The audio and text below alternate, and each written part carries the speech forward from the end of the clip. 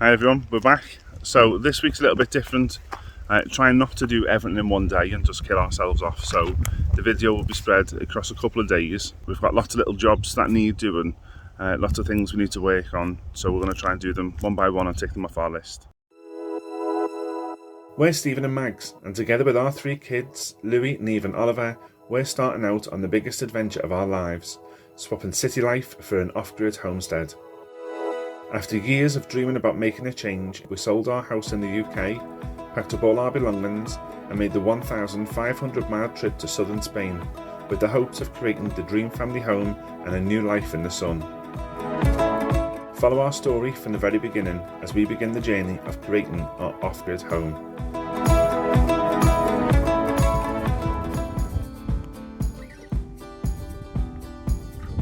One of the first jobs we've got to do is the new postbox, El Buzón, that the landlord put in for us the other week. It's a lovely postbox, it's on a nice stand, but the problem is it's got no numbers on it, so no one knows where we are. So we've been out this morning, we've bought some adhesive numbers that hopefully should stick well to the front of this. So they just peel off the back. I don't know how well they're going to stick in the sun, but I'm going to try them anyway because it's the only one we've got. We've ordered other numbers, like a sign with our name on, which a lot of the neighbours seem to have. With numbers on as well. I'm going to try these for now. Make sure to get them level. Hang on.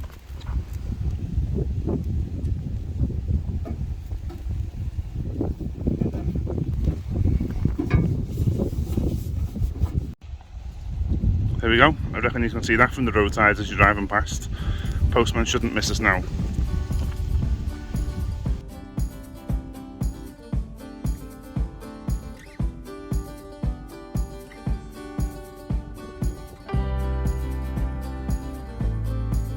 So this is the plot of land we're planning on growing some vegetables on, and the other day the farmer came to plough down between the rows of the asparagus. So I popped out and asked him really cheekily, would he come and plough our piece of land for us, which he did. I'll put a little clip of it in now for you. So I'm on work today, Max come in to me and said, the farmer's outside ploughing the fields, maybe we should ask him and see if he can plough our plot of land as well. We've ordered a rotavator, it hasn't turned up yet, so we're still desperate to plant, but we can't plant anything as yet because the land was too hard. So I run out and in my best Spanish, I asked him, would he plough our field for us as well? I offered him money, he wouldn't take it, and he told me if I give him money, I was going to put it in his tractor, and he said, if you put any money in there, I'm not going to do it for you. And I said, okay.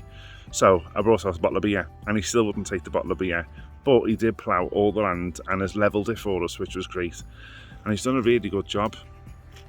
You can see, there's the bottle of beer. He left, he wouldn't take it off me. But he's come out, he's flattened everything for us, which is great.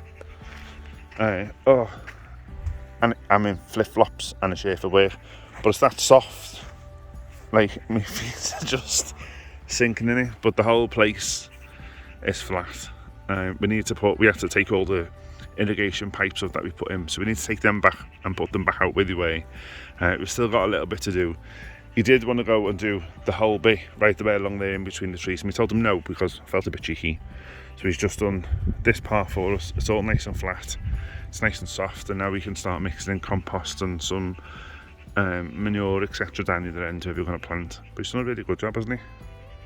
That's nice and flat.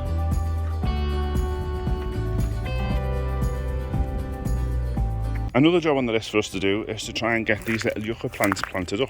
We've looked everywhere for big black pots similar to these because we wanted black, and we couldn't find them. So we come up with the idea of using buckets. The buckets were the cheapest thing in the shop. I think they were €2 each. But we just need to fill them up, put some soil in them, put some holes in the bottom of them, etc. And then get them planted up so that they've got more room to spread the roots.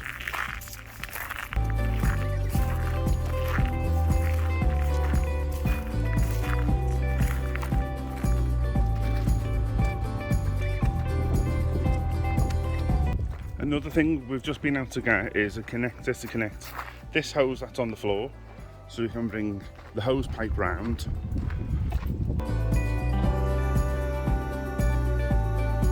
to the compost pile, well, manure pile at the back. It's so dry, it's really, really dusty, and it's hard to shovel up because it's so dusty, and I don't want to be covered in goat poo. So we're going to try and wet it and turn it over and wet it and turn it over so that it gets into a better state and can start breaking down a little bit more, and then we're going to transfer that back down there to the land where we plan on growing, to put some organic matter, some manure back into the land that's up there. So I'm going to go inside and get changed and then come out and start working on that first.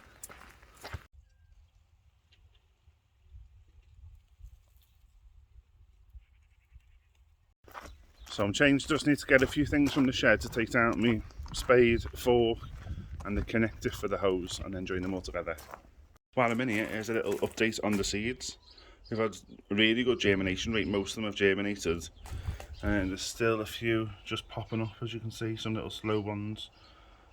They're spring onions, lettuce, kale at the back, purple cauliflower, white cauliflower, and then broccoli on the front. So, got the tools, let's go.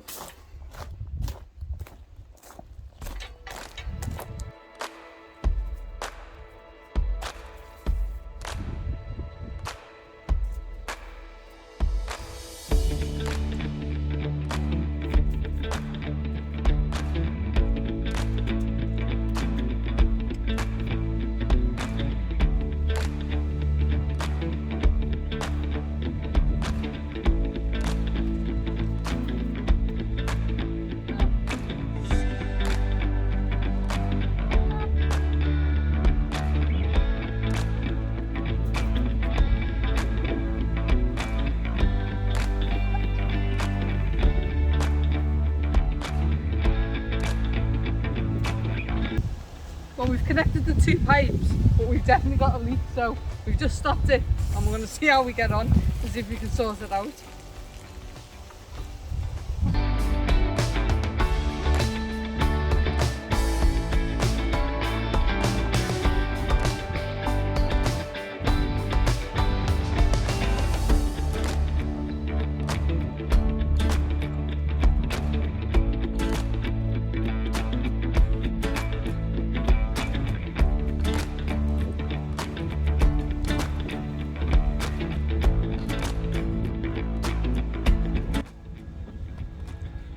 So apologies for the wind noise, it is really windy down here, there's no shelter. We have got it working, there's still a bit of a leak, but it's going to work for now. We're going to wet it all first and then try and turn it over as we go and see how we get on with it.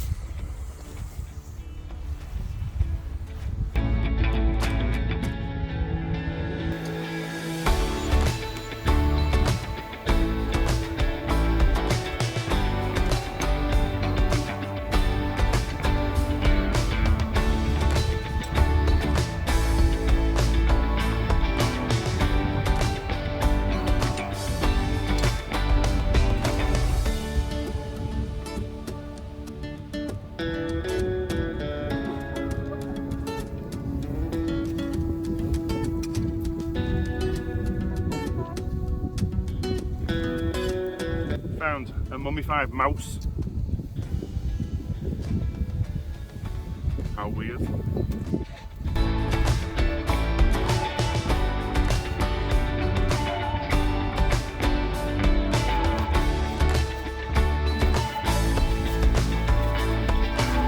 So as you can probably tell, it's really dry just because it gets baked by the sun all the time. However, and I'm out of breath. However, when we're digging down, there are spots now, like this, where there's lovely black compost underneath. It's already all been broken down, and the bottom part of it's still quite moist. I'd say it's the top 6 inches, a bit more, that's really dry. But when you get down underneath, you can see just the top part of it's dry, and then the black compost underneath, which is lovely, and it's going to be perfect for the beds.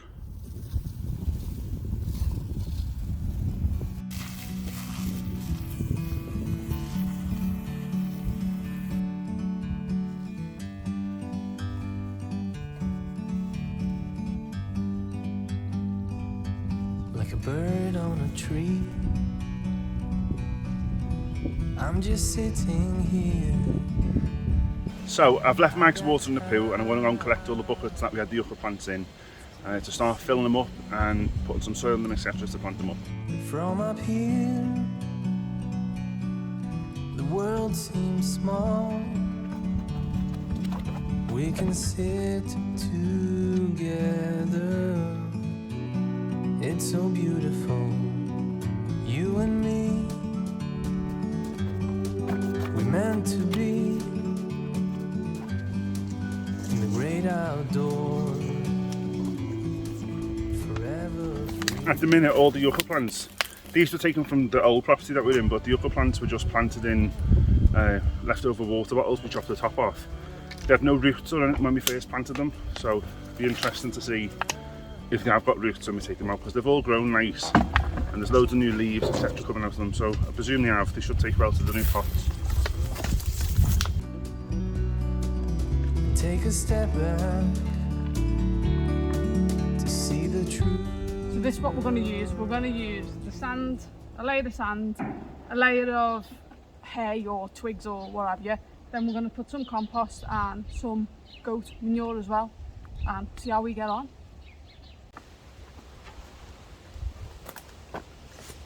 Just before we forget, we've already put the holes in the bottom as well for the drainage. In the great outdoors, forever free. You and me, meant to be in the great outdoors, forever free.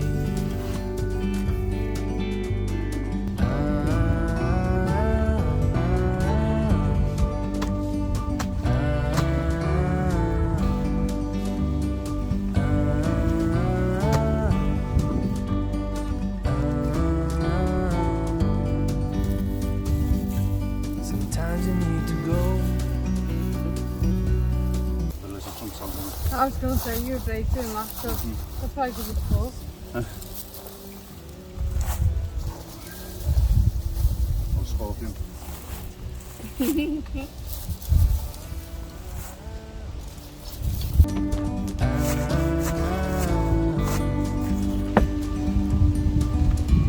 and me, meant to be in the great outdoors, forever free. You and me, meant to be And see the roots on them. in the great outdoors, forever free.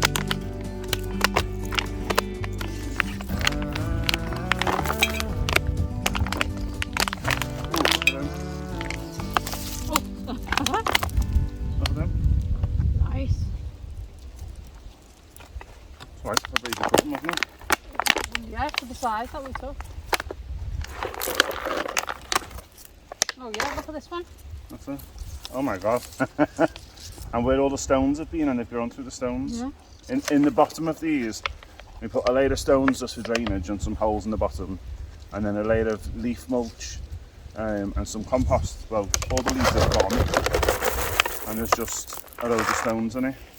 And a nice set of roots. They were literally just a little snippet off the side of a yucca plant, and they've grown into them. It's good. Done.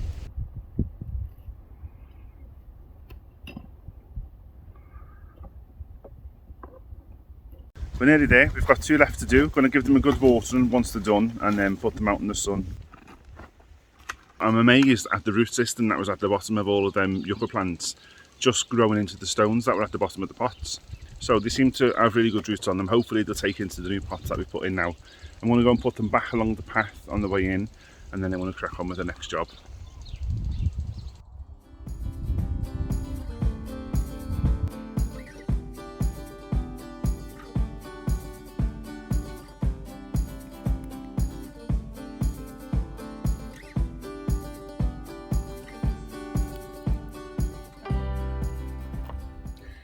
So our next job is to try and train our little plant starts that we bought the other day to go up the trellis at the back. Our plan of trying to make the plant starts go up the trellis at the back is just to try and put a little bit of string and a peg and see if we can't train them to go back up.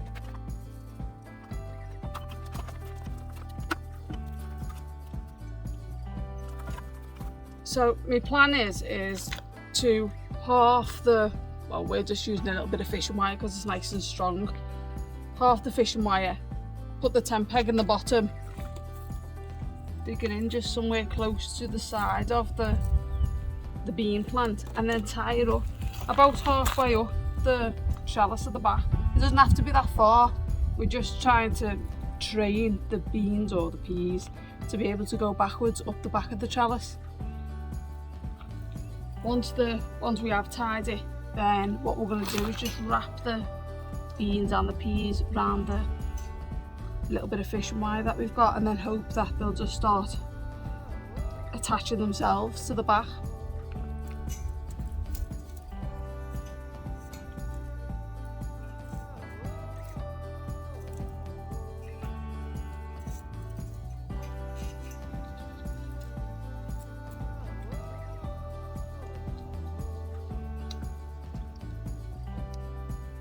So you can see we've just wound it round, and hopefully it'll train it enough just to keep going up the bit of fishing wire, and then it'll just strengthen the beans rather than them falling over in the wind.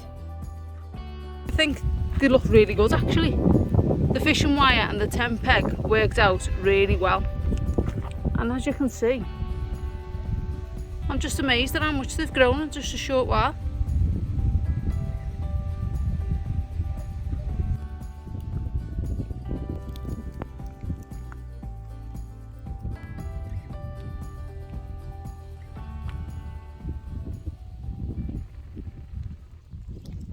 It's the next day, and the next job on the list is going to be planting seeds. We've had our delivery in, and we're going to be planting seeds out in the field just there to try and cover up some of that bare soil.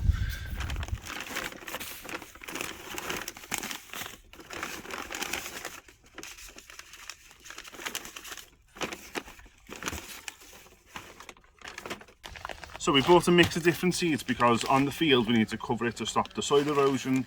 The soil's not in great quality, but we're going to try and use some sort of green manure and to be able to dig it in and rotate it in next year. The clover's meant to be really good because it's part of the legume family, and it's a nitrogen fixer, so it puts nitrogen down into the soil or creates the conditions for nitrogen to be in the soil. Rustic grass to try and build a root system to try and stop the soil eroding, and then the clover and things like chamomile and the pansies should be really good at attracting the pollinators and for the bees, because Max is desperate for bees, aren't you? Desperate. Yeah, so when we get bees, there should be something there for them to go and feed on and to get the pollen from. Yeah, so we're going to get to mixing them together in here. Got some sticks and some flags from the only flags we could find. We're very Spanish flags, but to try and keep the birds off them while they start growing, we need to put them in, give them a good mix up.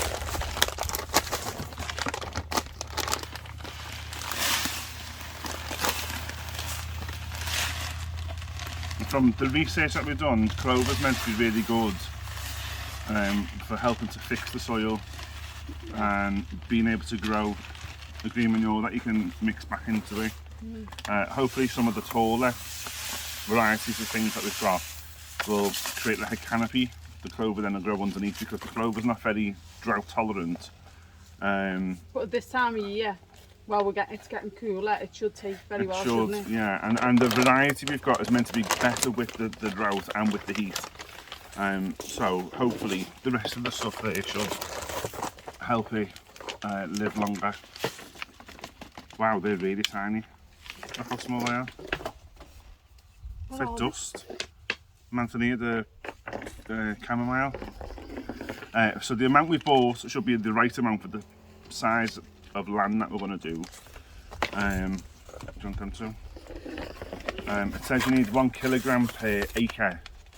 We're not doing anywhere near the acre, so we should have plenty, and with the other seeds mixed in as well, we should get some really good cover. We should have more than enough, shouldn't we? But I hope, I'm sure there's plenty of birds around here to eat. Yeah, there will be, and rabbits. So, yeah. They're really small as well. No, so are these. Oh, they're not as small as those, but What they are are they? small. The pansies.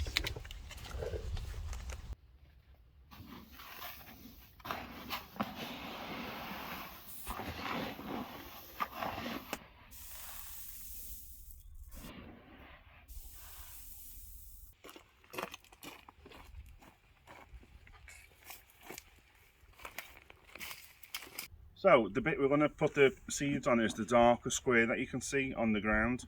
We've watered it in a little bit because one of the things we'd watched online about planting seeds for clover and for grasses and the type of stuff we're going to do was that you should water the ground first, that you don't wash the seeds away once you water them afterwards. They only need a light watering, like a sprinkling afterwards.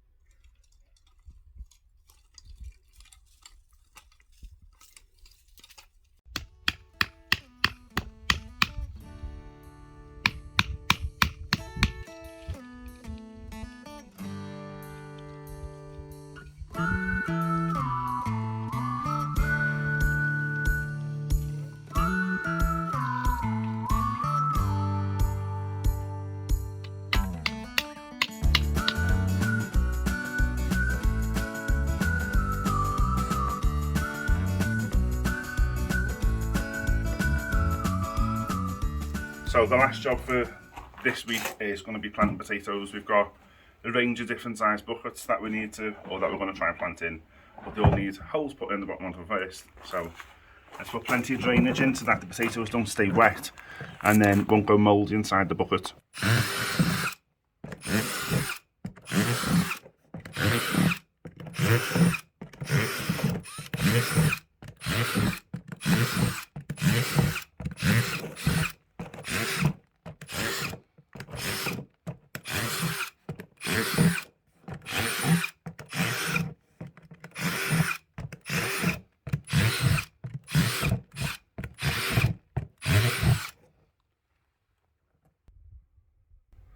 So that's one down, there's 4 more to go.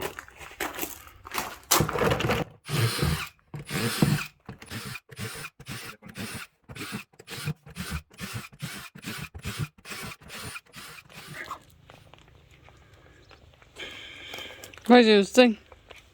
Smell of the goat poo. Oh, it's horrendous. Horrendous. Got it on hands and everything.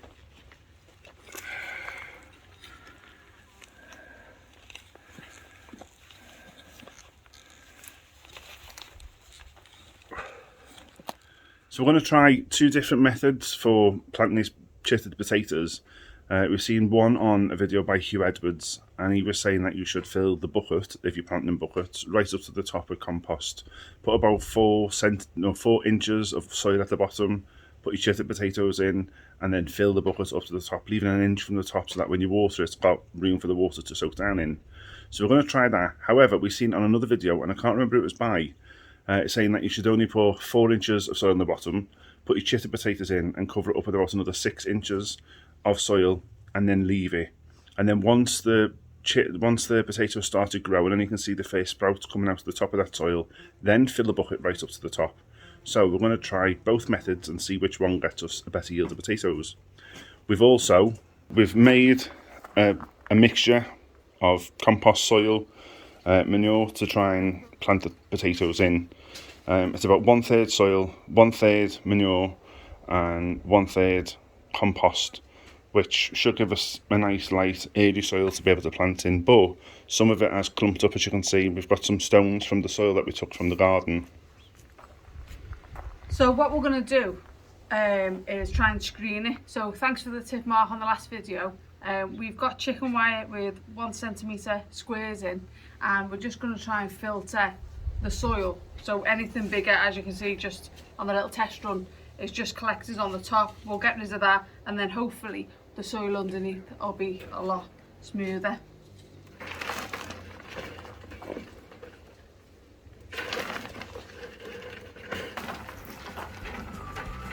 See how I get the smelly jobs?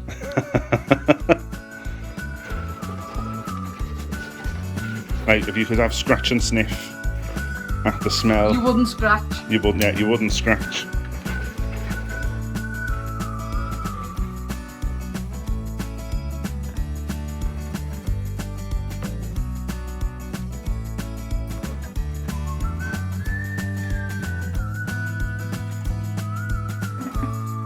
So I'm just going to place these on top of the soil, just in like a little triangle shape with the root or the sprout facing up, and then we'll cover it a little bit more compost now and soil.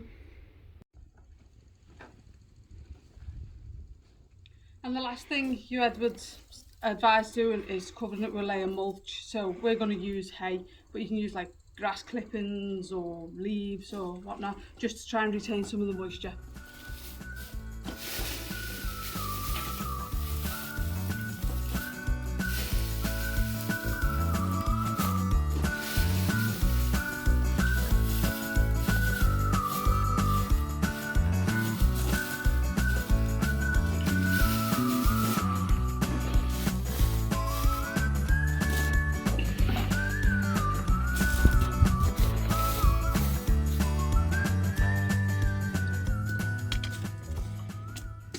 So the final thing to do for today is to water them. So we're just going to water them all in and then job done.